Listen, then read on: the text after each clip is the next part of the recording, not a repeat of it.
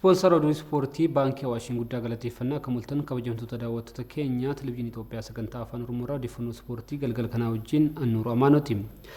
Walmorkii Pirimeer Liigii Itoophiyaa torbee 25ffaan taphoota hara geggeeffaman lamaan eegalameera.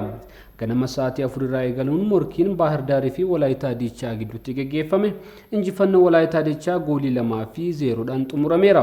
Morkichaan taphni boqonnaan duraa galchii malee kan goolabame yogguu ta'u, boqonnaan booda Chernat Gugsaa galchii 2 Walaayitaa Diichaaf galchuun taphichi 2-0dhaan goolabameera. Taphicharraa qabxii 3 kan argate Walaayitaa Diichaan gara sadarkaa 6ffaatti dhufuu danda'eera. Sa'aatii 9 irraa eegaluun ammoo walmorkiin Sabbataa fi Walqixxee gidduutti taasifame.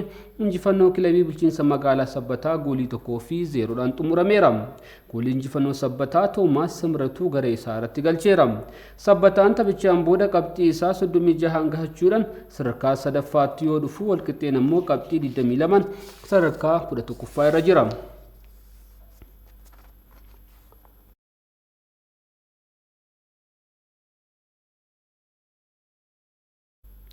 Odeeffannoo Pirimeer Liigii Beetkingiin ol qabatee isa biraan immoo tapha Pirimeer Liigii Beetking Itoophiyaa torbee 25ffaa guyyaa boruu Faasil Hawaasaa wajjin taasisu daawwattoonni muraasni akka hordofaniif eeyyamamuun isaa himameera.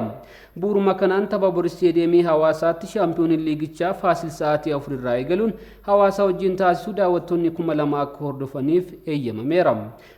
Bu'uuruma kanaan har'a deeggartoonni kilabichaa hedduun gara Hawaasaa imalaa akka jiran Sookar Itoophiyaan gabaaseera. Taphicha irratti Faasil waancaa injifatees akka fudhatu himameera. Kilabiin Faasil shaampiyoonummaa isaa akkuma mirkaneeffateen deeggartoonni isaa 5,000 tapha xumuraa kana akka hordofaniif gaafatus sababii vaayirasii kooronaaf otoo hin eeyyamamin hafeera.